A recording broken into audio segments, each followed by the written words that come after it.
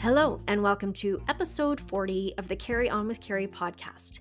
Today, I am thrilled to introduce you to Stacey Brotzel. Stacey is a proud mom. She's a radio talk show host, former TV anchor, Emcee, co-host of the podcast Searching for Izena, and she's a lover of chocolate. Many of you know Stacey through her time on TV as a broadcaster. Right now, the radio show she's on is This Morning on 6:30 Ched, and she co-hosts with Daryl McIntyre. So I'm really excited to have her here, and I hope you guys enjoy this episode as much as I do.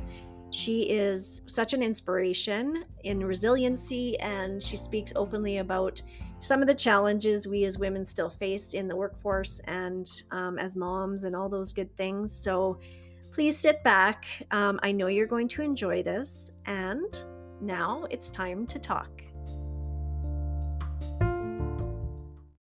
Hello, how are you? Hello, I'm great. Thanks for having me. Thanks for reaching out. I appreciate it. Absolutely. And thank you for getting back to me so quickly. And it means a lot. If you could tell everybody a little bit about yourself and what you do around Edmonton, it's. Yeah, well, I've been on TV and radio in the Edmonton area for the past 30 years, so this is my 30th year. I've worked worked at every single TV station in the Yeah. city. Started, of course, at NAIT. I'm a proud NAIT grad, and then went to Global, which was back then ITV. Worked as a student there, worked as a writer there, and then made my way across the prairies. Spent some time in BC, and then Saskatchewan, and then Winnipeg before coming back in 1997, where I helped launch A Channel, which was a really exciting project at the time, doing some really experimental stuff. And then 15 years later, went to CTV and hosted the morning show at CTV for 8 years. And then that didn't work out so well, which I think we're going to be talking about in this podcast. Yes. Loved my time there, didn't like my exit. And then spent some time at CBC Edmonton, a great opportunity, a great learning experience. And that time at CBC opened the door to radio for me, which I had never experienced before. And now I'm the morning show host on 6:30 Ched. Yes. Wow. Yeah, that's quite the resume right there. And I've been watching you since the beginning. Okay, I have to be honest. I don't love watching the news. I find because of my things, it's hard on the mental health, and I take things so personally when I hear some of the stories. And when you were on CFRN was it CTV Yeah, that's the call at the letters. time? So those never go away, but it's more Yeah. commonly referred to now as CTV. CTV News.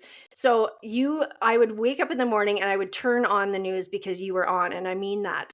I don't just say that. You made me laugh. You were real. I just loved how you just kind of went with it, and yeah. So I just want you to know that you inspired me to do that. And when everything changed and your exit was quick, I was devastated, to be quite honest, because you were a part of my everyday morning. Yeah, no, it was kind of shocking for me too. Yeah. And how did you deal with that? But I suspect it was coming probably. But I appreciate that. I do hear that a lot, and that just makes me feel good. And so thank you for saying that, because a lot of people don't ever reach out unless they have something bad to say or a critique or something that they want to criticize me about. So yeah, no, I appreciate you saying that. Yeah. And so how did you handle that after? How did you you seem like a very resilient person. You're very positive, and that's also partly why I wanted to talk to you, because the advocacy coming from, it's not just about people that are suffering with mental illness that I want to reach. It's the people that, are aware that this is something that needs to come out and be talked about. So how did I handle my job loss? Is that what you're Yeah. asking? Yeah. Okay. Well, I knew that the show was doing really well, CTV Morning Live. It was doing really, really well in the ratings, or better than it had been in the past, and we were seeing some upward growth. And then the pandemic hit, and I think a lot of people didn't rely on morning television as much because they weren't going anywhere, so they didn't need to know what the traffic was like, the weather as well, because they probably weren't leaving their house. So Ratings dropped, and I understand that, and I understand that I work in a business. This is not a charity I was working for, and so when they Right. see the numbers go down, they made changes, and that's what happened. Okay. So I was just we finished up a show, and we got an email saying, please come upstairs to the boardroom. Um, Human Resources is here, and I said, Robbie, we're done. So me and my co-anchor, Hmm. Rob Williams, Right. were let go that day. And I never thought, I didn't know how I would react to that moment. And you always think that in broadcasting, there's a lot of shifts and there's a lot of changes. And I didn't know how I would handle that situation. And I did handle it. I didn't burst into tears until after in my car. Hmm. I was angry. I'm like, what? Why are you doing this? So I had my guard up in the meeting. Meeting was very short, and then of course Robbie and I went and had a drink afterwards and Yeah. commiserate and cry and talk about what is next. And Hmm. it took several months, and I think it was really hard on me and on Robbie and anyone who identifies with a job. Yes. I am what I do. Sometimes I think back, and I think that is true today too, right? And especially when your job when you lose your job in a public manner, like everybody knew, by probably 2 days in, or they heard it through the grapevine that I had lost my job and we were gone off the show, and it was, there was no goodbyes. Yeah. We just disappeared off of morning television, and everybody's routine changed, including ours, because they made that decision. So, Hmm. and then they didn't announce it; they just hired new people and just went on as normal. Yeah. And that's the And part when that you I found identify hard. with what you do, it's really hard to disengage from that. And what is the opportunity for me now? The media space is growing so small and tight. And I was one of the oldest women on television. I think I was the oldest woman on television when I got let go. So you think, where am I going to bounce back? Where am I going to go? Who's going to want me? I'm at the top of pay scale. I come with a lot of experience, but of course, maybe that comes with a lot of baggage too. Maybe, people don't want Stacey Brotzel on their newscast because she's associated with one station or another station or with a certain cause or whether people like me or not. Hmm. So it took a while for me to disengage and think I need to calm down. I need to decide what I'm going to do. And I did experiment with other things. I took classes in social media marketing. I took public relation courses, and I just thought, this is not me. I'm not ready to give up just yet. This is what I love. This is my passion, and I'm going to do what it takes to stay in this realm. I'm going to make space for myself. And so I did have an opportunity to work a casual position at CBC. Yes. And the opportunities just grew and grew and grew because I was willing to do anything.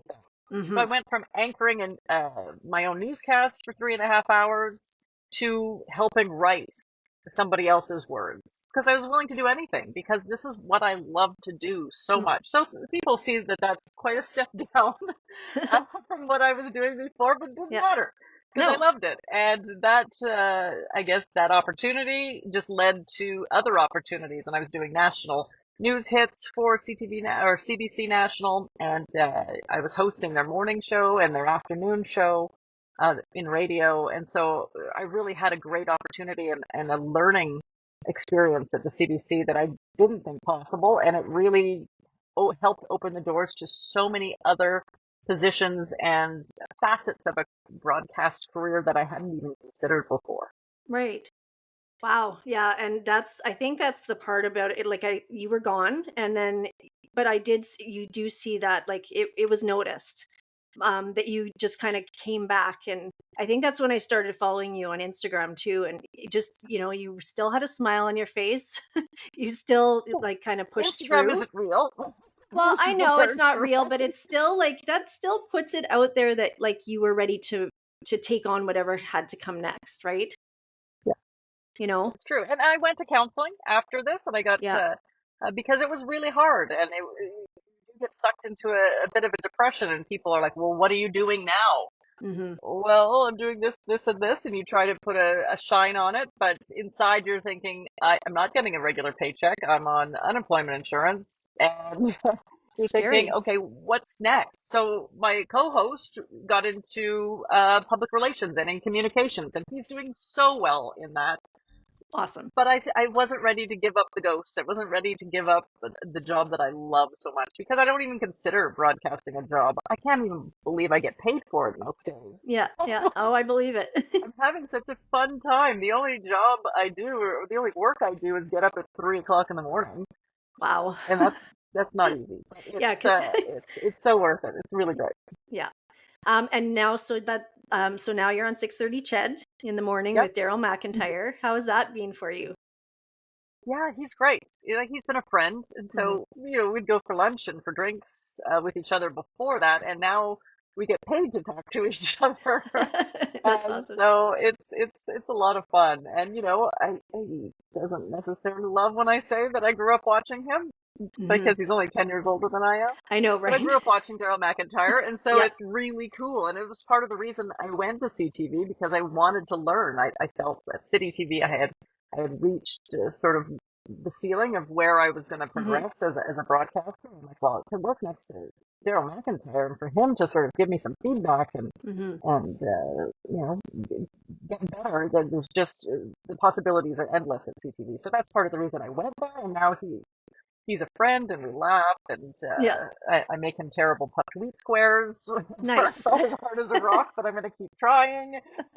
So yeah, no, it's great sitting across the desk from him every morning.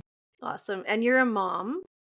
Hmm. Yes. And so how is that with like you mentioned you get up at 3 in the morning, and it's actually probably a good schedule. You get to get home at a certain time, or how does your day look as far as juggling with being a mom and getting into broadcasting, because you've always been morning show, haven't you, mostly? For the Like most part, even yeah, I think I'm yeah, going on 13 years of mornings. you're right. And I do prefer it. When I first started doing mornings, she was just 1.5. Mhm. And I didn't handle the lack of sleep very well. I screamed a bit too much, and I didn't have a lot of patience for her. I did get that in check because it's difficult when you're working on very little sleep. So I did prioritize sleep after I realized that I'm not being a great mom here. This Mhm. is this is quite difficult. And I love mornings. I prefer working mornings because I am there for her when she gets back from school. So I get up at now I get up at 3:45. When I was working television, I'd get up at 3. I get up at 3:45. I go in. I'm home by 10:30, 11 o'clock, and so I sleep. And so when she gets home, I am there. She is now a teenager, and she wishes I wasn't there now. It's the best time to be there, uh, though. Mom, why are you go back to bed? Yeah. Yeah, no, it's a teenage girl at their worst, but she's an awfully cool kid, and I just love spending time with her, and just seeing her walk through the door makes my day, even though I'm Hmm. Tim's mom. Yeah. And yeah, I prefer that as opposed to getting home at 7 o'clock, which is the time that if you work the 6 o'clock news, that's the Hmm. time you're home. And so she's already well on her way of doing homework and getting ready almost for bed. So Hmm. um, I prefer mornings. It's just so much better for my schedule and for my lifestyle. Yeah. Yeah, and so your time, so you mentioned you had to me, if you're okay to talk about it, like a little bit of postpartum Hmm. that you went through, and that time, how did you find, like, did you just kind of evolve out of it at the time? Did you get any help for it? What was your experience, and how did you get out of that? How did you find your way out? My postpartum, I think, was due to breastfeeding. I think there's a lot of Mm, pressure on moms absolutely. to do it the natural way and focus on breastfeeding. And that was my intention. This is what I wanted to do. Hmm. I'm quite frugal sometimes, so spending a lot of money on formula was not something I wanted to do. Hmm. But it turns out my milk never really ever came in. And I hear stories about women who have so much milk that they're freezing it, and I'm like, wow, because I never ever could Hmm. get any milk to come in. So I was using herbs. I went to my OBGYN, and he gave me a prescription to produce milk. And I just never did. So I think there was a battle there, and then I was, when you get, I think it's called mastitis. It's been a while Yes. where your ducts clog up. I was fighting that constantly, and I feeling like I wasn't good enough. And my job is to be a mom, and my job is Hmm. to feed the child. That's why I have these breasts. That's why they're Right. here, and they're not working. And so, what is wrong with me? And I suffered a lot over the first couple of months. I remember one time my husband was out of town and I was just so frustrated, crying, screaming, wondering what's wrong with me. What's wrong with these? Why is this happening to me? And finally, I called a public health nurse that I had grown close to because they do check in on moms, and there was one that I felt more connected than others. And I said, "This is breastfeeding is not working." Hmm. She goes, "So use formula." And I'm like, "What is it that supplementing with formula, or else she'd be starving to death?" Hmm. And I said, "It's okay to use formula?" And she goes, "Well, I grew up on formula. You probably grew up on formula. Your mom probably grew up on formula. Yeah, no, you're good." And I Yeah. just needed that permission Hmm. to say, it's okay. You're still a great mom. You're still a woman. And you just need a little bit of help. And Hmm. so that was sort of the release. Because I had gone as far as going to my OBGYN to ask for medication to Hmm. deal with my feelings. I just hadn't taken the pills yet. This one last phone call. I just wanted to resolve the breastfeeding issue to see how my mental health would be after that. And Hmm. really, once I had permission, once that was lifted off my shoulders, even though, somebody else could have said that to me, my mom could have said that to me, my friends could have said that to me, but I just needed a professional to say, it's okay. Hmm. You're good. Your child's going to be okay, and you're going to be okay. It just was a weight that was lifted off my shoulders. And I still remember that time and how it was really dark. And so every time I talk to a new mom, I reach out and say, "How's it going? How's your mental health?" Because I think we really focus on the baby. How's the baby doing? How's how are their development milestones? How's mom doing? And I Hmm. think we forget about the mom once the baby comes out. Yeah, it's And I true. think that you need to check in. How's your mental health? Because I think this is a hidden problem that people don't talk about enough.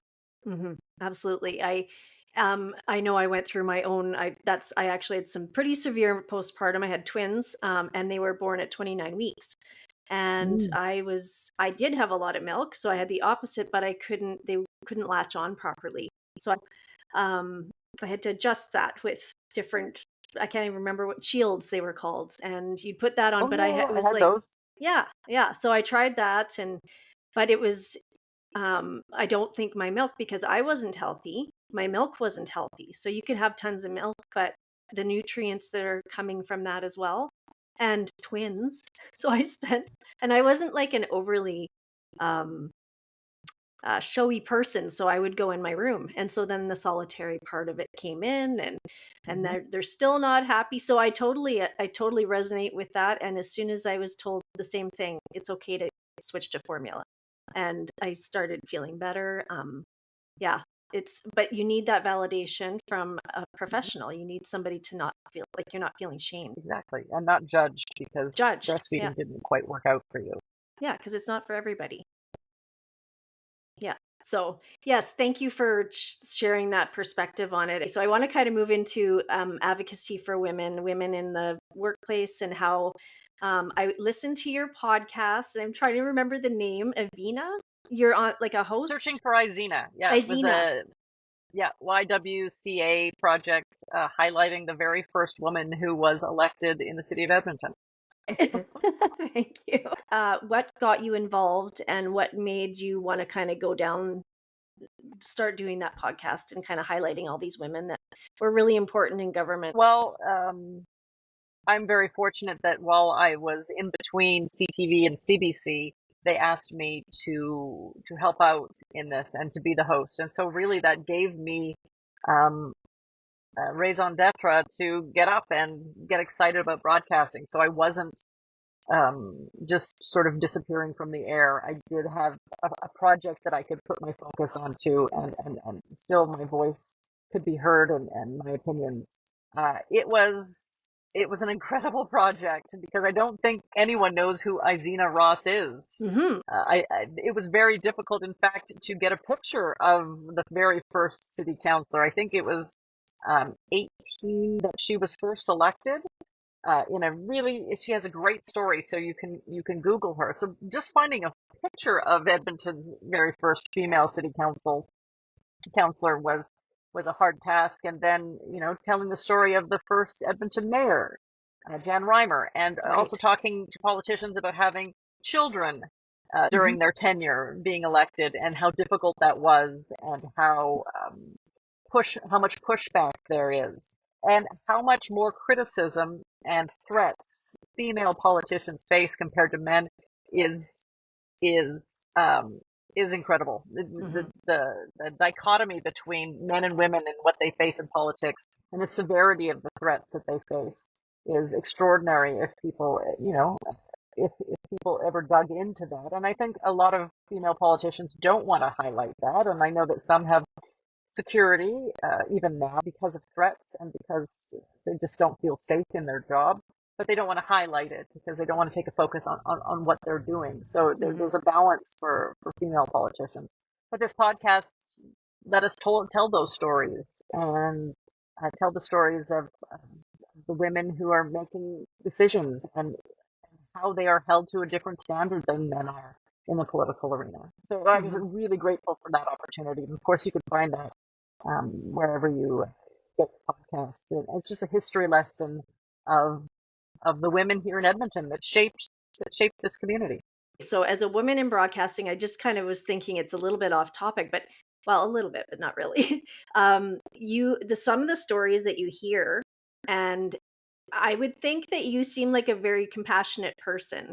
And some of the stories, and I remember you would like maybe get emotional sometimes on TV, and like when you're hearing a story that somebody has cancer, or they're opening up to you and they're telling you all these things. How did that experience, like, how did you deal with that when you were on air? Uh, Did you just be I yourself? think, And I think that's,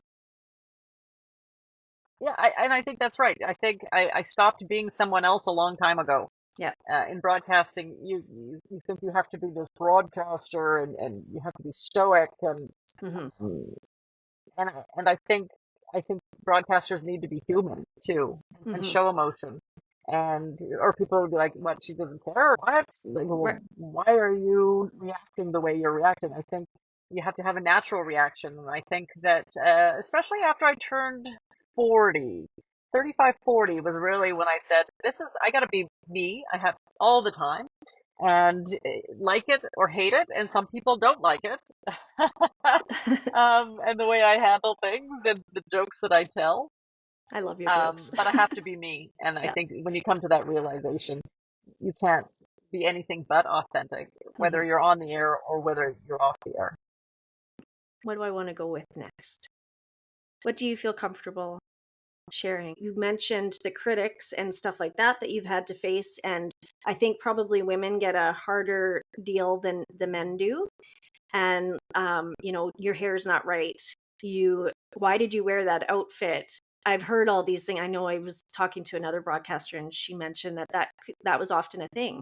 Instead of listening to you and what you had to say, they were looking at your presence, your how did you look, all that stuff. What's your experience with For that? for sure. Oh yeah, there's one particular dress that I wore that I just got raked over the coals, where it looks like grandma's couch, it looks like my mom's curtains, and you know, obviously that's not me. It's a dress Hmm. that I'm wearing that I can choose to wear again. So do I take offense to it? No. In fact, I embraced it with humor. Hmm. I've had a couple of emails at 6:30 Ched, and one said that my voice sounded like nails on a chalkboard, and that What? I was so annoying, and do I not know anything? And so I responded to him, and I said, he talked about the previous host, Jalen Nye, who was an amazing woman and a friend of mine. And I said, "You're right. Jalen Nye is an amazing host. She brought incredible depth to the show. And as for the chalkboard comments, my husband says the exact same thing. Thanks so much for listening. I really appreciate you writing in. And then I think I just took the steam out of what he was trying to do. And he responded, he goes, I'm so glad you took it into the humor in which my email was intended. And I'm like, there was no humor in your email. No. What you're talking about. What email are you talking about? Because there was nothing lovely in this email, or even like tongue in cheek. Because I can usually spot that sometimes. Yeah. There was nothing lost in translation. You meant to bring me down, and I did not allow you to do that. In fact, I brought myself down, and at the same time, letting him know he's not touching me. I don't know who you are. I don't care really what you think. I appreciate your listening and I appreciate your feedback, but I think you were trying to be mean.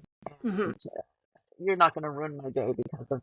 And so he did respond. It's sort of like if somebody writes a mean comment about you and you knock at their door, they're never going to say the same thing. Hopefully they don't say the same thing to your face that they would anonymously. So he kind of, I think, regretted sending it in the first place, and I was really glad that I responded the way I did. Right. And do you think, like, now with social media and just how open, like, people communicate more because of that, did you experience the same thing before, all of the social medias and stuff like that came in? How did they talk to you when you were on the news 12 years ago? Oh, I got handwritten letters. Ah, wow. People saying you should not wear that green. I don't know who your hairdresser is.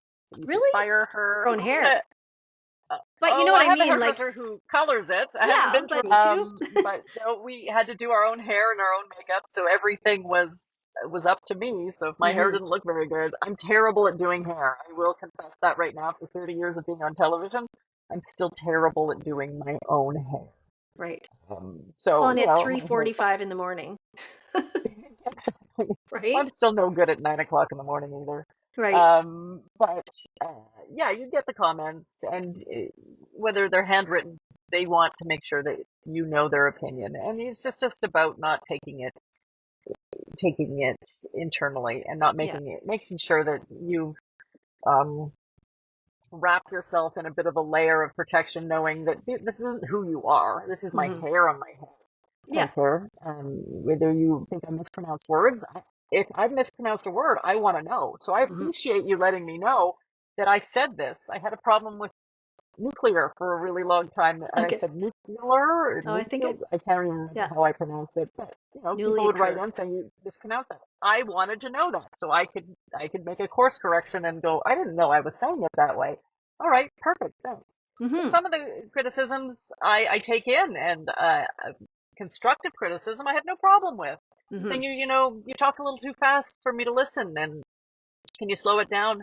And I have my own cadence, and I do talk fast, I get it. But I do appreciate those sort of comments as opposed to my voice sounding like nails on a chalkboard. There is a difference. Yeah, when somebody's just saying, okay, here, and you do have to learn from those experiences. So yeah. And is it because I'm on a show with all men? Right, I'm the only female voice on that show, and so that's something. And besides our newsreader Morgan Smith, is that also playing a factor in it, possibly? And have you seen a lot of that in the industry? Yeah, men are treated much differently. There was just an experiment on Global BC where all the men and all the women on the shows wore the exact same thing for a week straight. Oh, and the men got no responses, nothing. Crickets. Wow. Nobody really noticed. I think maybe a handful, like one or two people said, hey, isn't that the same tie you were wearing for past week? The women got dozens and dozens of comments. Most of them, just inquisitives, just saying, hey, what's going on? Didn't you wear this dress on Tuesday too? What's happening? Tell them it's Groundhog Day. Was there a fire at your house? Your entire wardrobe is burned? Right. What's going on? But still, they got inquiries saying, why are you all dressing the same? And, one of the anchors was just wearing a jacket, a blazer with a shirt underneath, a plain brown shirt. So it wasn't dissimilar from what the man was wearing, or what the men were wearing. But Mm-hmm. just, of course, women are just held to a bit of a different standard when we're talking about looks. Mm-hmm. I mean, of course, Absolutely. we heard the stories about Lisa LaFlamme's hair, and I don't think that that's I why she was know. taken off the air and let go. But certainly, it was a topic of discussion, and a woman letting her hair grow gray. Mm-hmm. Oh my goodness, that's unheard of. So yeah, and you see older women. You don't see a lot of them on local television, even No. national television as well. So that's Yeah. just something that we need to keep our eye on as broadcasters and as managers of broadcasters. Mm-hmm. Yeah, and that's the thing is it starts at the top, right? That's where the change kind of. Mhm. I mean, you can be a woman in the industry making the change, but if they don't adopt that, then you really can't go anywhere with it. You know. Yeah. Anyways, I'm just saying it's really great that you've taken the time to do this, and mental health means a ton to me. Mental health advocacy is I come from a place of experience throughout my most of my life, and I came out of kind of a depression this last well another big depression in May, and it's kind of you said the perimenopausal brain. That's most definitely where I'm at. I just turned 50 this year, Me and too. made Thank it. you. We're half 100, so we did good. But what a difference in a lot of different things. My kids are at an age where I'm becoming an empty nester, and how do I define myself as a woman? Am I just a mom? Hmm. And Hmm. so how has that experience been for you? Well, yeah. Well, I do have a stepdaughter, and she is Okay. 24 years old, and she just moved to Europe last year, and so there is a transition. For especially her dad and for her mom. Hmm. For me, I still have another growing concern at home. I have a high Yes. school kid, so she's not yet ready to move out of the house, although she thinks she is Hmm. some Hmm. some days. But yeah, that's going to be hard Hmm. because your reason for living as a mom has changed because she's living on her own. So you have to find other things that will fill you up and make sure that you're taking care of yourself. And that's something that's really important to me. Self-care is really important, making sure that I'm happy. It's like that analogy when you go into an airplane, you have to put the oxygen mask on yourself first Hmm. before you can help someone else, before you can help your kid. And I think that making sure that I am all full up will make me a better mom for my kid. And so Yes. I make sure that I go hiking when I can. I love to go to Canmore area and do some hikes, whether it's solo or not, whether somebody's coming with me or not. I don't care. Right.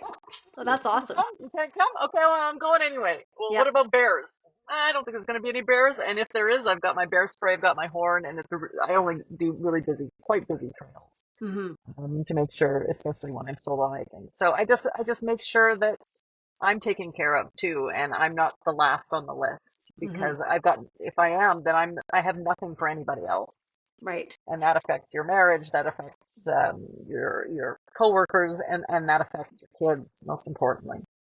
Oh yeah, and it's a trickle effect. It just affects everything. Yeah, Hmm. unless your cup is full, you can't help anybody else, right? Um, or even just three-quarters full. We live off an empty tank a lot of the times as moms. Hmm. And no, I think that's and self-care. I was talking to somebody else about that. It doesn't necessarily have to be like a huge thing. It could just be, washing your face that day and putting cream. Like there's so many different things that are self-care, and it's just knowing that have that moment of time for yourself. Figure out who you are. Exactly, exactly. Yeah. And I have no qualms saying that I also have a counselor that I go to, and when I'm Mm-hmm. um, not feeling great and I need some tools to sort of help me with navigating everyday Stacey Brotzel life, I call her up and I go and see her. And I think there's no shame or stigma, at least in my world, telling people that's occasionally I need help too. And sometimes when I don't need help, I just check in and just say, yeah, no, things are going really well. I think I'm handling everything in my life as best as I can. If there's any suggestions, let me know. Mm-hmm. Um, so just being self-aware and making sure that it's okay to seek help if things aren't great. Right. And I think That's super that Stacey important. Yes, and I think that's actually something that it's a great advice, and somebody who maybe doesn't suffer like constantly with mental health, you're doing the maintenance to make sure you do stay on track. And that's really Hmm. important. So even if somebody starts to feel a bit better, maybe continue to do the things that will help you stay that way. And talking about it is really important too, Yes. because there's no shame in telling people about it. At Mm-mm. least I don't find shame, and in fact, I think it's important for people to know that my Instagram feed shows what I want my Instagram feed to show. It doesn't Right. show any of the dark times or the sad times. Hmm. So not every life is perfect, and if you say, "Yeah, oh geez, well, my counselor told me I should be doing this," that may give somebody you're talking to permission to also seek help because maybe they think that there's still a great stigma about mental health out there. So maybe that might say, well, oh well, this is an everyday conversation. Maybe it's okay to Hmm. reach out for help. And I know that that's really important when we're talking about booking guests, because I do certainly help booking guests on the radio show and then previously in my TV life, is to Hmm. talk about mental illness all the time and mental health, and making sure that it is part of an everyday conversation. And right now, I guess because I am going through perimenopause and soon to be Hmm. menopause, I think that that's something that hasn't been talked about a lot. It hasn't. No. And I think that that needs to be part of a regular conversation. So when I'm doing weather and I forgot to do something, I say, "Oh, it must be perimenopause again," and I don't Nice. think that that's anything I've never heard on the radio before. No. Us openly talking about what's happening to women's bodies, and I Hmm. think that's not something to be shameful. And 50 was really hard. I turned 50 last week, and until I thought about it, going, "What? Like, I have to embrace it. I have to." As somebody said to me, it's better to pick daisies than push them up. And Yes. just know I that like at that. 50, I'm living a pretty extraordinary life, and I'm really grateful for all of the opportunities and for everything that I have. Hmm. And the experience that comes with that, I think that's and the confidence to know that you can just talk about perimenopause like it must be a perimenopausal moment. And I agree. Just say it. It's if it makes somebody else uncomfortable, that's not your problem. That's theirs. So Oh, the I men, lots of men don't like hearing it because they no, didn't hear it. I that's did a right. feature on menstruation and talking about it more, and not hiding that tampon underneath your sleeve when you're going to Hmm. the washroom at work. Just Yep, like, if it was a band-aid, I wouldn't be hiding it. Why am that's I right. hiding the fact that you menstruate? And we got lots of feedback. I Saying, I bet. don't want to listen to this. They were Yep. all men, of course. Hmm. I don't want to listen to this on the radio. Talk about this somewhere else. Well, where else do we talk about this? We got to talk about this in the public forum. We got to let people know, and especially young women know, and even boys know, that this is something we should be talking about, and Hmm. there should be no stigma to menstruation. No, It's ridiculous. it is, and I have 3 sons, so it's a good that you brought that up, and I didn't really talk about my when that was happening, but I would let them know, "Mom's kind of in this time of I'm not Hmm. feeling too good," and then they talk to me about their girlfriends and maybe something that they're going through, a fluctuation of their hormones and stuff, and I'm just open about it. I'm like, "Well, you just have to be patient," and or whatever the advice is at the time, I don't know, but, just talk about it. It's not, a dirty word. It's not dirty to Right. talk about it, right? And I think that's yeah, hiding it in your pocket, like you said, or your bra, or like, "Oh, I'm gonna Although sneak it." They're I think not. TikTok, they're talking about it all over the place. Like, we didn't have access to this information unless we went to the library and opened up a book about menstruation, Yeah, or the changes in your body in puberty. Now they see it everywhere, and I think that the shame and the stigma is reduced, and so that's great. I love yeah, that. That's and one it's of the because it's positive talked things about about. social media. Oh yeah, there are some positives, right? There's lots of Hmm. negatives, but there are some positives to it. And um, with okay, so I wanted to kind of ask you about all your volunteer work because you do quite a bit for the community. How do you find that impacts you and the compassion that you have? Like, how much compassion it kind of, I don't know, instills in a person? I think you get to know your community a lot more, and Hmm. the people who are in it, and it makes you proud to live in Edmonton and see what happens behind the scenes. I think a lot of things are happening, and obviously I do a lot of volunteer work, but there's a lot more happening that I don't know about. Mm-hmm. And just to see that things just don't happen. Runs don't just happen.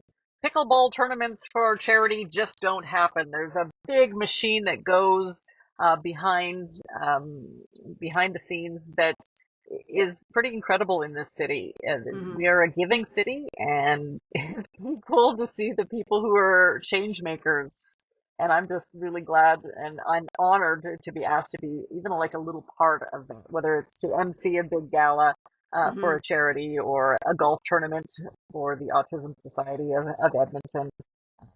Yeah, just doing my part is something that's always been really important to me, and it's really sort of paid off for me as well, where people know who I am and they know that I'm part of Edmonton. And so if when I lost my job, people were coming to me going, "Hey, I know that you know, you've done this in the past, and we've got a little bit of a budget that we can pay you because I know at CTV we couldn't pay you, but now we can pay you a little bit because Mm-hmm. we know that you lost your job." So I think that helping out really does pay off in the end for yourself, whether it's mental health, whether it's just your development as a human being, but also they've got your back Right. when you need them.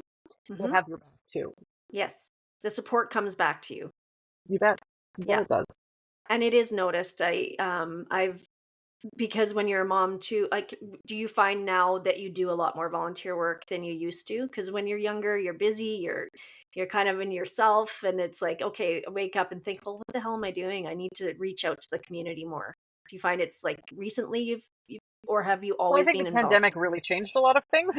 Yes. So Yeah. I think it's just starting to ramp up again. Hmm. All of the charity events that I did. Hmm. So it's getting there. But having a teenager is almost harder than having a toddler, I find. Yes. I can leave them alone now for several hours, which is really lovely and nice. Before you can't leave a toddler by yourself, but it I think mentally it takes more out of you than a toddler does. Physically, a Hmm. toddler zaps your energy because they're always a going concern, and you got to get this, and then you can't fall down the stairs, and but I think having a teenage girl zaps you mentally more than a toddler does. So it's just Yes. sort of a different role that I'm taking as a mom. Hmm. And yeah, being the Dealing with mom. dating and all of the other little things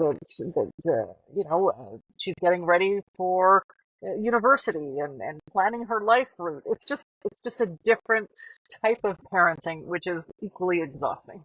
At It least I'm finding.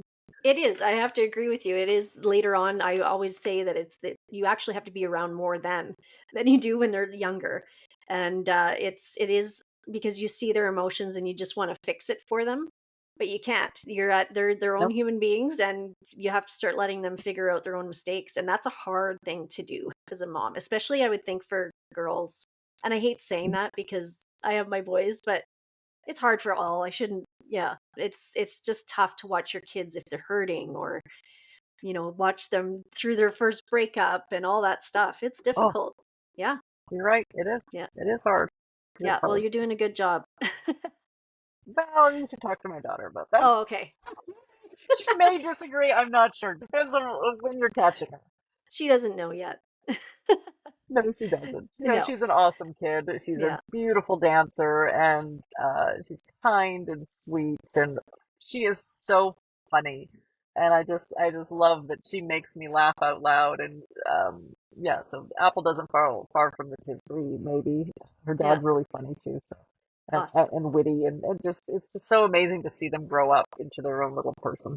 And then see the traits of different people though in the family. Don't you find that Yep. fascinating? And they kind of evolve over time. It's like, oh, now you kind of remind me of this one. Now you kind of, I've noticed Yeah, that with, true. yeah, I've noticed Yeah, that with, true. yeah. Yeah, it's pretty cool to be a mom. Okay, I wanted to ask, I ask everybody this. What is the last best thing that you do every night before you go to bed? Oh, geez. Watch TikTok is probably not the best thing. Ah. The best thing, that's not great. Since I discovered TikTok, It's time a just goes rabbit a little hole. bit faster. Yeah, oh, I'm just gonna be on it for 5 minutes, and then 3 hours later, like, wow, I this know. is not good. Yeah. I think probably what I do breathing. Mm-hmm. I've really started to concentrate on my breath, and so whether I'm feeling anxious, making sure that I do my deep breaths and holding them for 4 seconds and then letting them go. That's something that I've really tried to maintain. I don't do it every night, Mm-hmm. but there's some nights that I need it. And sometimes, especially women going through this time, your minds race. And Mm-hmm. I've got so many worries, and I have to do this, this, and this. And I grab my phone and set alarms and make and reminders that I have to do this.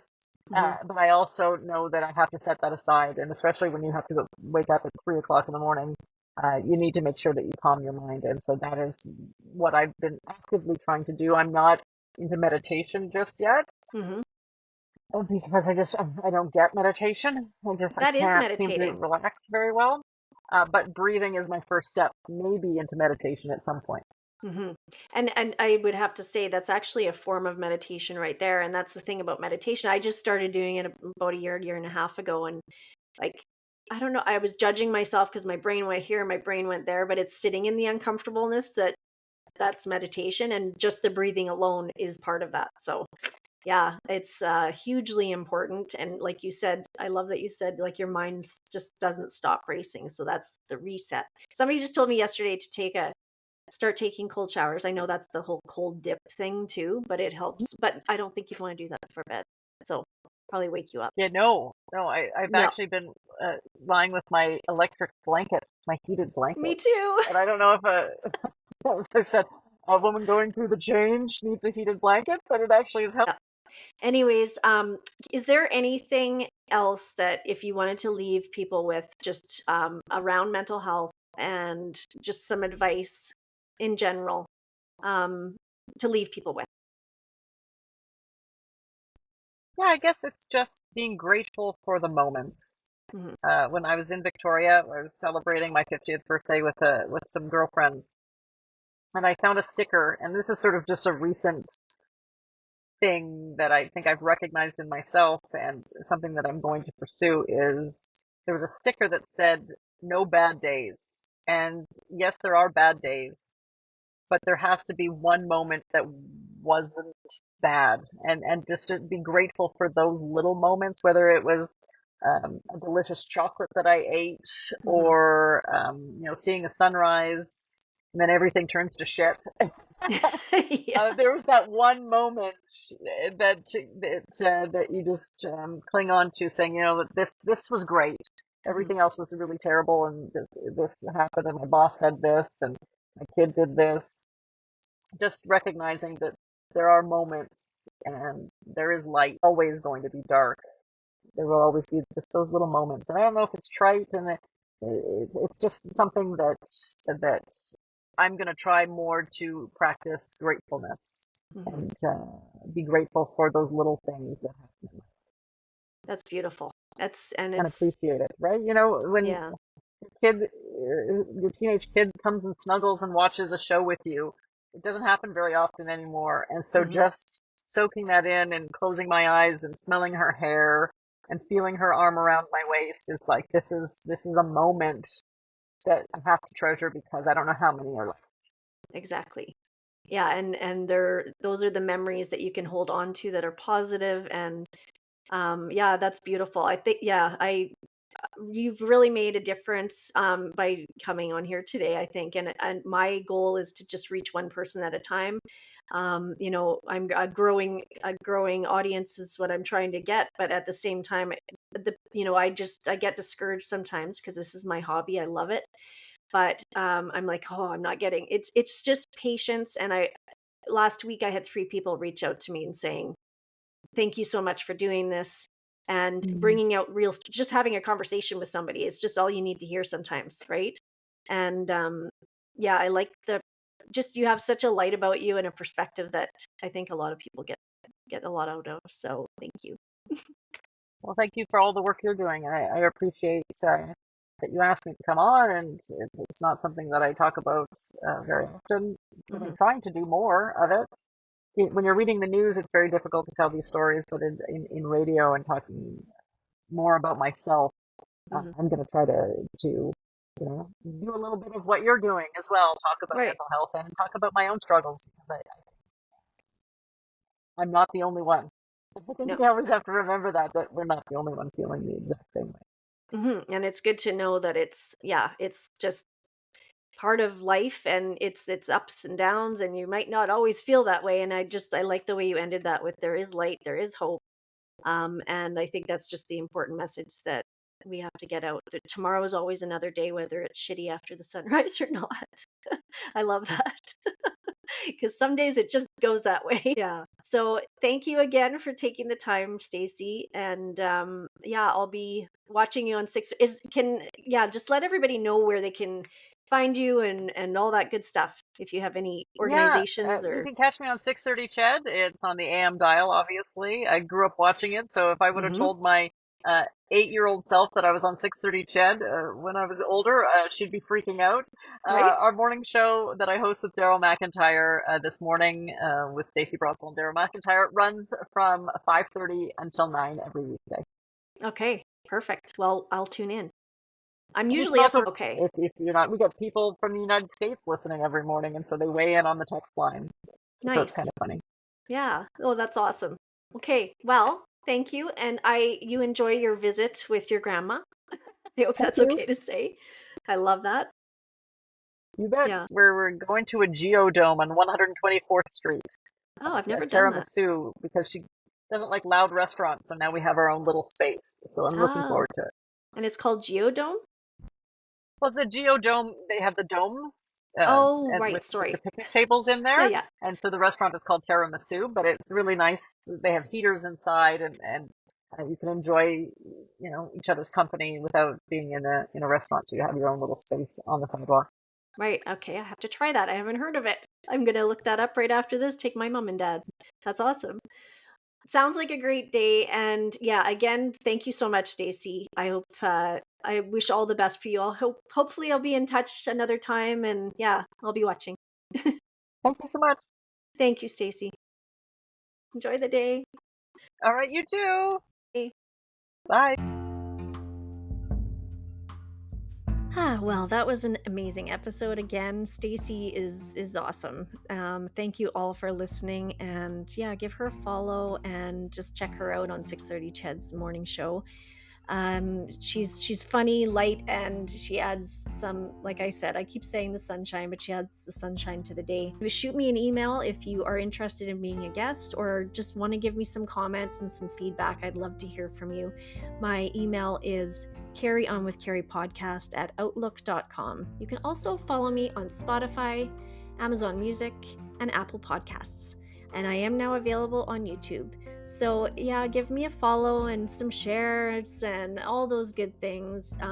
Let's just reach some people and maybe make a difference in somebody else's life. Until next time, let's just try to help one person at a time.